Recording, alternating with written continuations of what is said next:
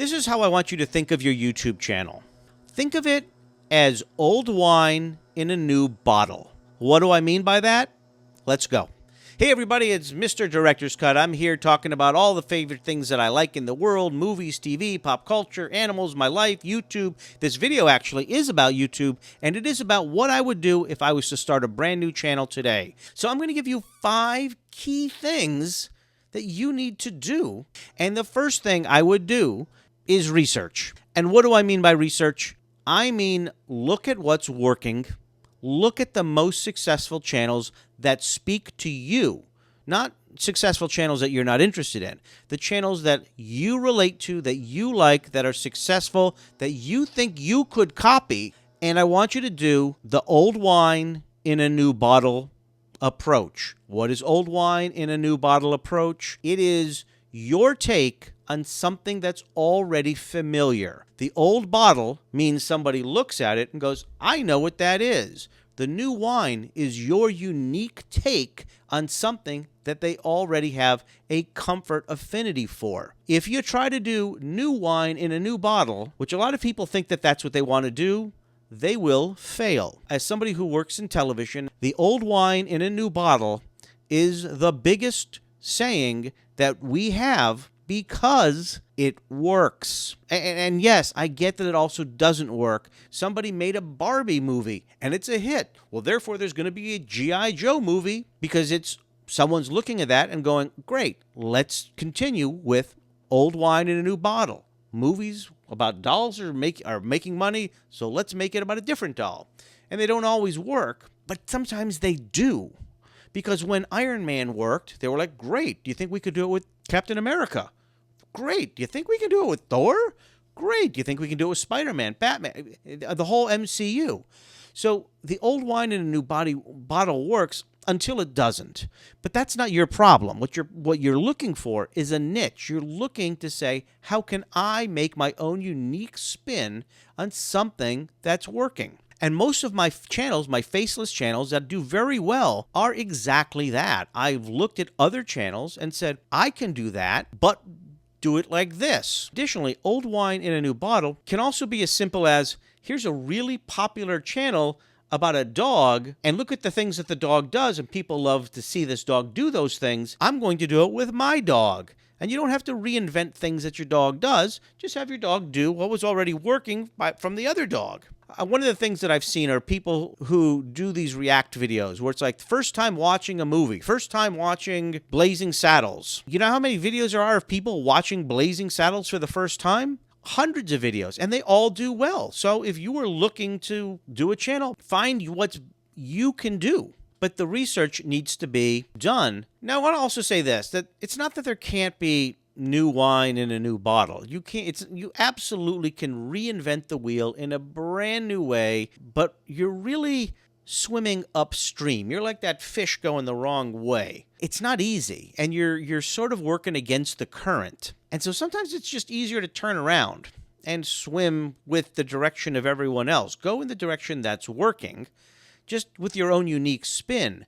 And as you build an audience, use the audience to ask them or get to know them to try to break out of the mold. One of the things that YouTube does is they like consistency. And then there's this weird game that happens when you break consistency. Like you make a video, it does well. The next video, YouTube wants to push it on the back of the previous one. So it needs to be a new wine in an old bottle of your previous video. You can't just make a video about classic cars that appeals to old men, and then in the very next video do one on Hot Wheels, children's toys, and then the very next video do, I don't know, some history lesson on Henry Ford. Well, the kids who watch the Hot Wheels video don't want to watch Henry Ford.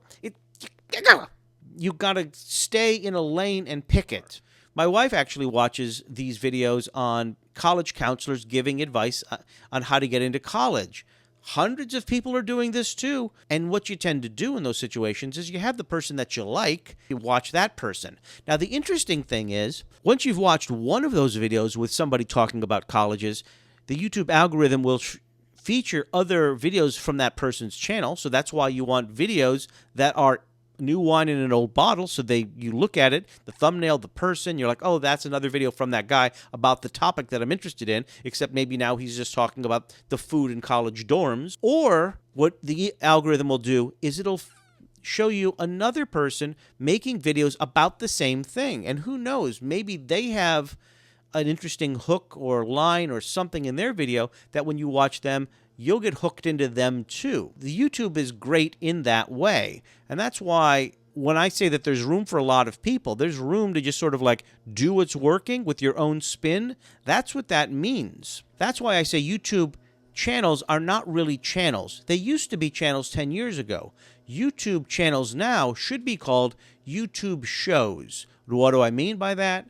Look at NBC. They got all kinds of programming. They got news. They got sports. The police procedurals. They got sitcoms. They got game shows. And 10 years ago, all of that could have been on your channel under the umbrella of a channel. But today, you can't do that. You can't make all those things and have your channel be a success. You got to be one thing. And you're not a channel anymore. You're a show. In other words, you're so compacted down from a channel to just a specific little box. And you're working in your box. And yeah, you can find ways to move and widen the box. But the audience you're getting is a very specific audience in a box that likes the box. They just want old wine in a new bottle. They want what they came for. They just want it slightly different.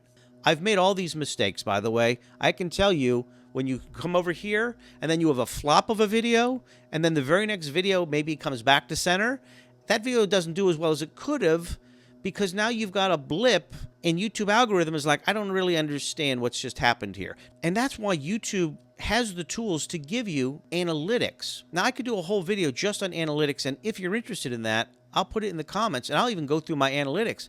But they're telling you where in the world people are watching, what's their age group, what's their other interests, what video did they watch before that came to you, what part of the video did they like of your video or not like. So here's a story of what not to do.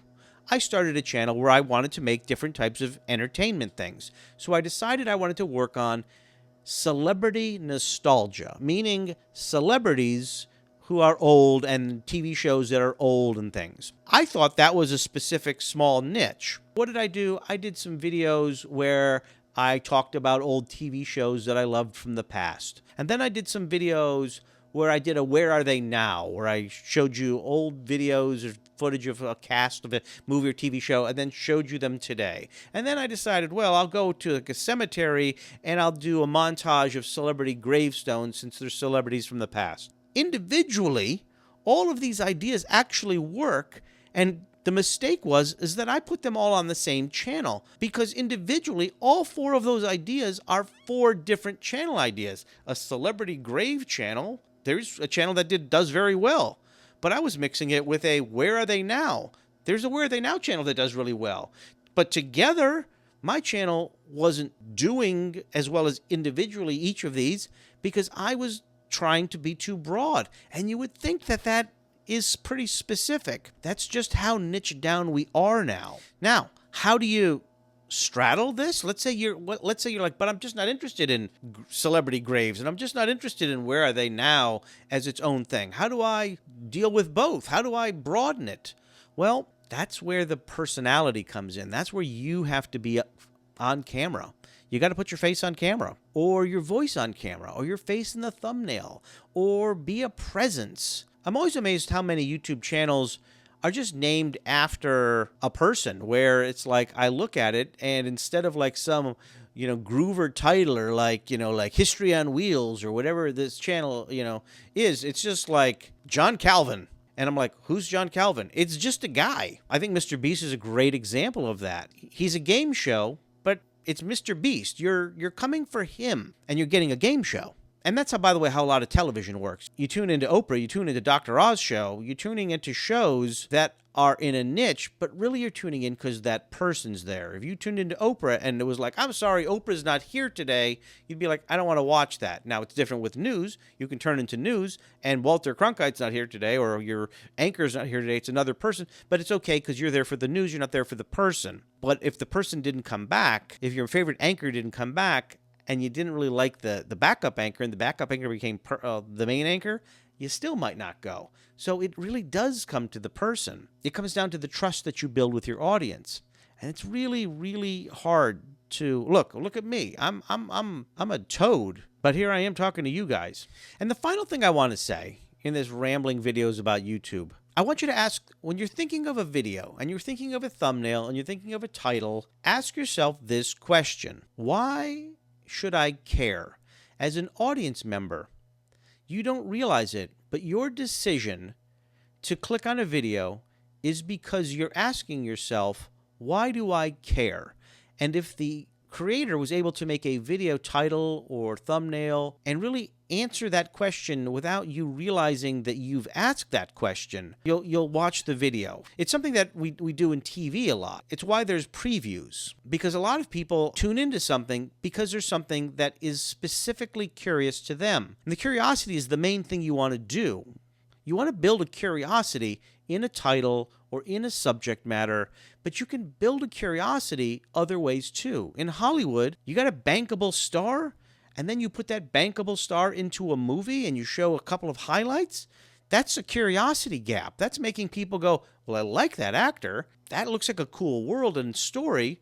I'm curious to see what that's going to be. Or the curiosity gap, going back to Mr. Beast, like his thumbnail is like, I survived an island for 28 days with no food. Really? How did he do that? I'm curious. The video thumbnail and title, without realizing it, has to answer the question to the viewer, why do I care? So along those lines, let's say you're doing a documentary and you're like, I'm going to do a documentary on the making of the movie Jaws. And you named the video, The Making of the Movie Jaws. Okay, well, people who like Jaws might click on that, even though that's a bit popular movie, and a lot of people have probably made this topic, and unless they trust you as the person who made the video, they're probably not necessarily going to watch, because you've given them no curiosity. If you were to take that same idea and put a picture maybe of 4 crew members and say, these 4 people almost died on the set of Jaws. I'm making this up. I don't know. But the point is, you're giving people a reason to watch. The why should I care? Well, I'm interested to know, how did they almost die? It could be the same video. You just need to start the video with something that answers the thumbnail and the title. You have to assure the people that what they just saw in the thumbnail and title is in fact going to get answered. But you don't necessarily have to make that the whole point of the video. You could have a video on the history of Jaws. It doesn't work. Reframe it. These 4 people almost died on the set of Jaws. Start the video talking about it was the most dangerous shoot ever made. I mean, again, making this up. The most dangerous shoot ever known to man. These people almost died. How did they do it? Here's the history on the making of Jaws. And now you can take a step back and tell your story exactly as you would have if you just called your video The Making of Jaws, the history of the making of Jaws. But you've reframed it differently. So let's summarize what we had. Old wine in a new bottle. Niche down. Consistency in thumbnails. Be on camera. Be the personality. Why should I care? Now, before I go, I turn this over to you. I've got a lot of YouTube videos. I work in television. I do this a lot. I'm semi-retired, and I've got nothing but time to talk to you guys. I'd love to hear from you. Take care.